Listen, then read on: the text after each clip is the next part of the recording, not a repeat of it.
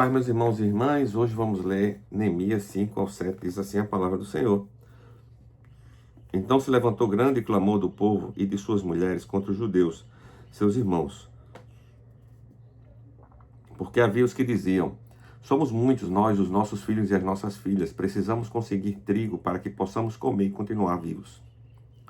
Também houve os que diziam: nós tivemos de hipotecar as nossas terras, as nossas vinhas e as nossas casas para conseguirmos trigo em meio a esta fome. Houve ainda os que diziam: pegamos dinheiro emprestado até para pagar ao rei o tributo sobre as nossas terras e nossas vinhas. Nós somos da mesma carne que os nossos compatriotas e os nossos filhos são tão bons como os deles. No entanto, eis que sujeitamos os nossos filhos e as nossas filhas para serem escravos.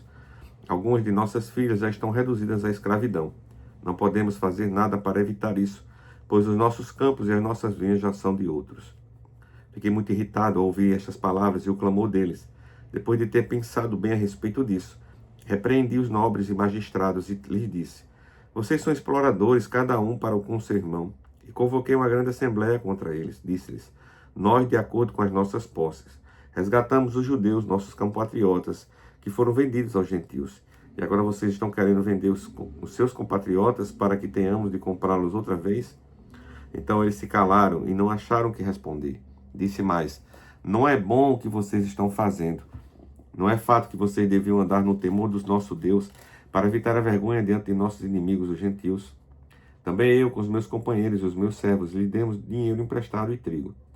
Mas, por favor, vamos parar com esta exploração. Peço que hoje mesmo vocês lhe restituam as suas terras, as suas vinhas e os seus olivais e as suas casas, bem como a porcentagem do dinheiro, do trigo, do vinho e do azeite que vocês exigiram deles. Eles responderam: vamos restituir e nada pediremos deles. Fazemos o que você está dizendo. Então chamei o sacerdote na presença destes, fiz com que jurassem que fariam o que prometeram. Também sacudi o meu manto e disse: que Deus faça o mesmo, sacudindo para fora de sua casa e de seu trabalho todo aquele que não se cumprir esta promessa, que assim seja sacudido e despojado. E toda a congregação respondeu amém. E louvaram o Senhor, e o povo fez segundo a sua promessa.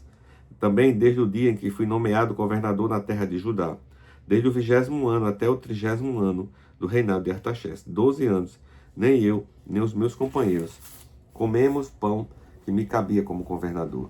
Mas os primeiros governadores que estiveram antes de mim oprimiram o povo e tomaram dele pão e vinho, além de 40 moedas de prata. Até os seus servos dominadores sobre o povo, eu, porém, não fiz assim por causa do temor de Deus. Pelo contrário, também trabalhei na reconstrução da muralha, sem comprar nenhuma terra, e todos os meus servos se ajuntaram ali para a obra. Também hospedei 150 homens, os judeus e dos magistrados, além daqueles das nações vizinhas que vinham até nós. O que se preparava para cada dia era um boi e 6 ovelhas escolhidas, também à minha custa. Eram preparados aves e de 10 em 10 dias, muito vinho de todos os tipos. Nem por isso exigia o pão devido ao governador, porque a servidão deste povo era grande. Lembra-te de mim para o meu bem, ó meu Deus, de todo o que fiz por este povo. Capítulo 6. Quando Sambalate, Tobias, Gesem, o árabe, e o resto dos nossos inimigos ouviram que eu tinha reconstruído a muralha e que nela já não havia brecha nenhuma, ainda que até este tempo eu não tivesse colocado os portões no seu lugar, Sambalate e Gesem mandaram dizer para mim: venha, vamos nos encontrar numa das aldeias do vale de Onó. Na verdade, o que eles queriam era me fazer mal. Por isso enviei mensageiros para dizer: estou fazendo uma grande obra e não posso descer até aí, porque devo parar a obra para me encontrar com vocês. 4 vezes eles fizeram o mesmo pedido, mas eu lhe dei sempre a mesma resposta. Então Sambalate me enviou pela 5ª vez o seu servo, que trazia na mão uma carta aberta. Nela estava escrito o seguinte: entre os gentios se ouviu, e Gesem também está dizendo que vocês e os judeus estão querendo se rebelar, e que por isso você está reconstruindo a muralha. Também, segundo se diz, você quer ser o rei deles. E pôs alguns profetas para falar a respeito de você em Jerusalém, dizendo: ele é o rei de Judá. Ora, isso certamente vai chegar aos ouvidos do rei. Portanto, venham agora e vamos em conjunto conversar a respeito disso. Mandei dizer-lhe: nada disso que você está dizendo aconteceu. Você está inventando tudo. E que todos eles queriam era nos amedrontar. Eles diziam: as mãos deles rasgarão a obra, e ela não será concluída. Agora, pois, ó Deus, fortalece as minhas mãos. quando fui à casa de Semaías, filho de Delaías, filho de Metaebel, que estava impedido de sair da casa, ele me disse: vamos nos encontrar na casa de Deus dentro do templo.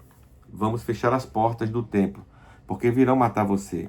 De noite eles virão matar você. Porém eu disse: você acha que um homem como eu fugiria? Alguém como entraria no templo para salvar a vida? De maneira nenhuma entrarei. Então percebi que a mão, que não era Deus que o tinha enviado, mas que ele falou tal profecia contra mim, porque Tobias, o Sanbalate, o haviam subornado. Para isto subornaram para me amedrontar, e para que, fazendo isso, eu viesse a pecar, para que pudesse atacar a minha reputação e me afrontar. Lembra-te, meu Deus, de Tobias e de Sanbalate, segundo as coisas que fizeram, e também da profetisa Noádia, e dos outros profetas que quiseram me amedrontar.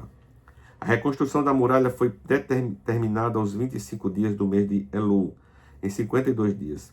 Quando todos os nossos inimigos ouviram isso, todos os gentios à nossa volta temeram e decaíram muito no seu próprio conceito, porque reconheceram que foi por intervenção do nosso Deus que fizemos esta obra. Também naqueles dias, alguns nobres de Judá escreveram muitas cartas a Tobias, e as cartas de Tobias vinham para eles, pois muitos em Judá eram aliados dele, porque era genro de Secanias, filho de Ará, e o seu filho Joanã havia casado com a filha de Mesulão, filho de Berequias.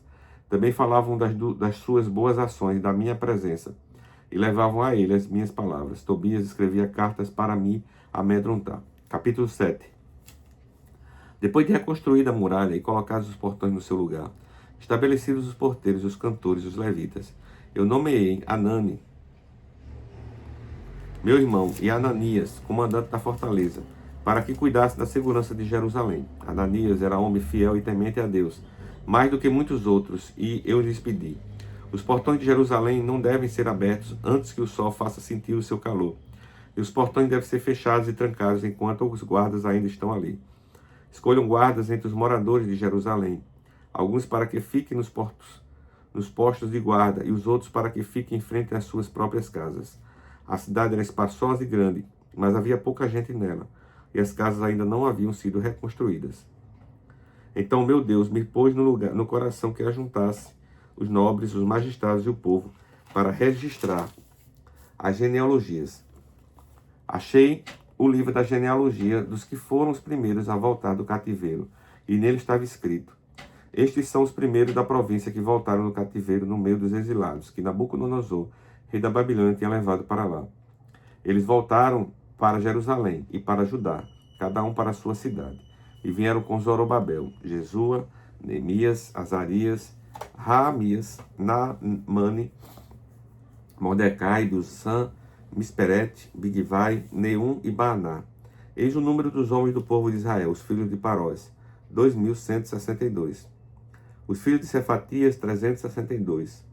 Os filhos de Ará, 652. Os filhos de Paate, Moabe, dos filhos de Jesua e de Joabe, 2.818. Os filhos de Elão, 1.254. Os filhos de Zatu, 845. Os filhos de Zacai, 770. Os filhos de Benuí, 648.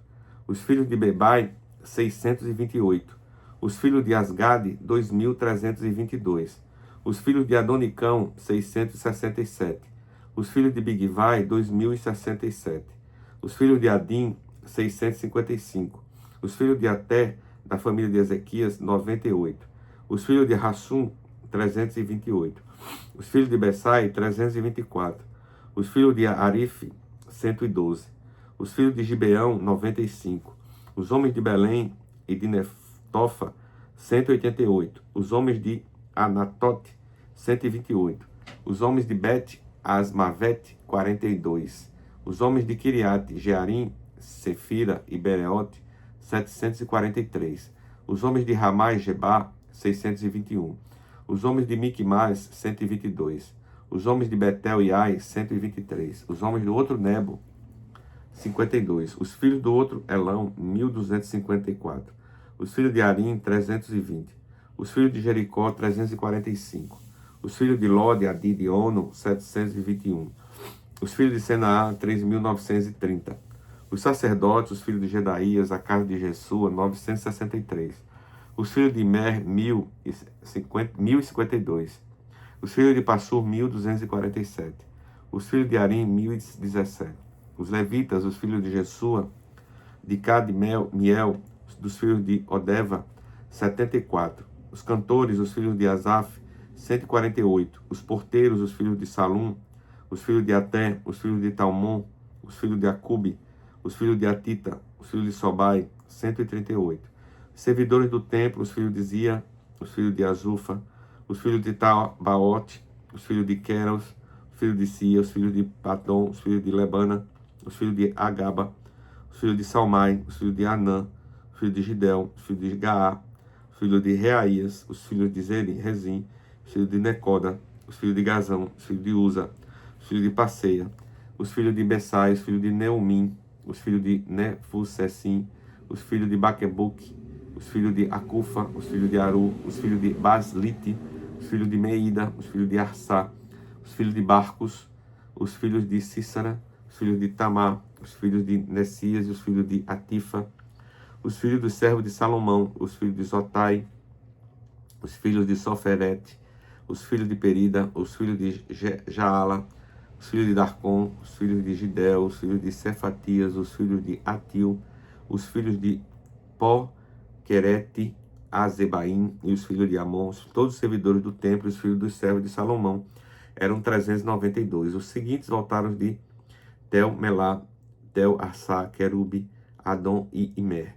Porém, não puderam provar que as suas famílias e a sua linhagem eram de Israel. Os filhos de Delaías, os filhos de Tobias, os filhos de Necoda, 642. Dos sacerdotes, os filhos de Abaías, os filhos de Cós, os filhos de Barzilai, que tinham casado com uma das filhas de Barzilai, o Gileadita, que foi chamado pelo nome dele. Estes procuraram seu registro nos livros genealógicos, porém não acharam. Por isso foram considerados impuros para o sacerdócio. O governador lhe disse que não comesse das coisas sagradas até que se levantasse um sacerdote capaz de decidir a questão por meio de Urim e Tumim. Toda esta congregação junta era de 42.370, além dos seus servos e das suas servas, que eram 7.337. Havia também 245 cantores e cantoras. Os seus cavalos eram 736, as suas mulas 245. Os camelos eram 435 e jumentos 6.720. Alguns dos chefes das famílias contribuíram para a obra. O governador deu para o tesouro 8 quilos e 400 gramas de ouro, 50 bacias e 530 vestes sacerdotais, e alguns mais dos chefes da família deram para o tesouro da obra 168 quilos de ouro e 1.300 de prata. O que o restante do povo deu foram 168 quilos de ouro, 1.200 quilos de prata e 67 vestes sacerdotais. Os sacerdotes, os levitas, os porteiros, os cantores, alguns do povo, os servidores do templo e todo Israel, moravam nas suas cidades. Pastor Adair Nelo, leitura de hoje.